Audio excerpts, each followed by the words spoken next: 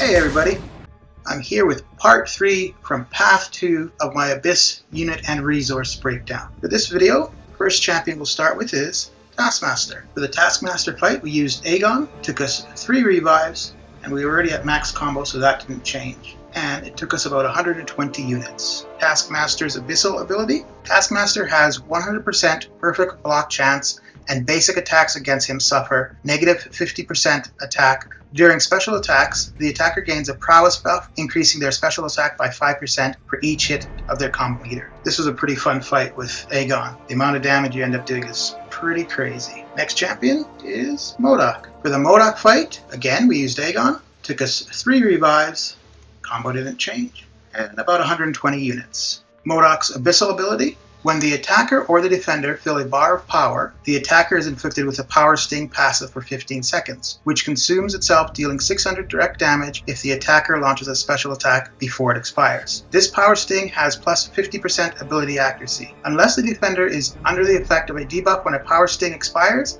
the attacker receives a stun debuff lasting 5 seconds. Another good option for this fight would be Nick Fury. So long as you're able to keep the bleeds up, you wouldn't need to worry about the stun. Also, in Nick's second phase, he can't be stunned anyways. Next up, we have Howard the Duck.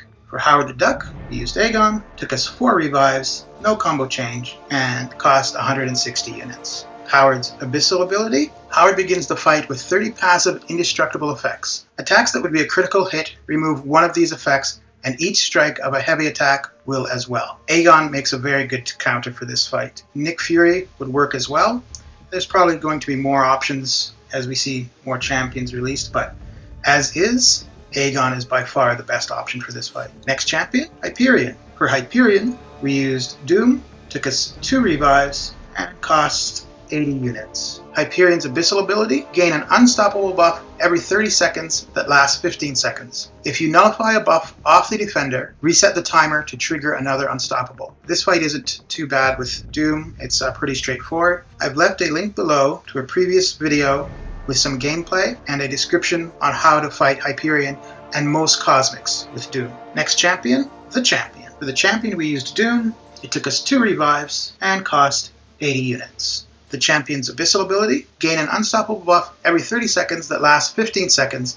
If you nullify a buff off the defender, reset the timer to trigger another unstoppable. So this is basically the same as the Hyperion fight. The rotation you use with Doom might be slightly different, just because of the power gain. Next up, Green Goblin. This is an annoying fight. For the Green Goblin fight, we used Nick Fury, took us 14 revives, and cost us 560 units. Green Goblin's Abyssal ability. Green Goblin has a shield charge which lasts indefinitely and provides the max possible physical resistance, energy resistance, and armor rating. This shield charge is removed while Green Goblin has an armor break debuff. Striking Green Goblin with a critical hit reduces his opponent's attack rating by 0.9% for that attack. So I used Nick Fury. Aegon might be an option. I think people have also used Corvus Glaive. And once again, as newer champions are added to the game, we'll see better options to counter this fight. The next champion, Mr. Sinister. Mr. Sinister, we used Void, took us 10 revives, and cost 381 units. Mr. Sinister's Abyssal ability. For each bar of power filled by the defender,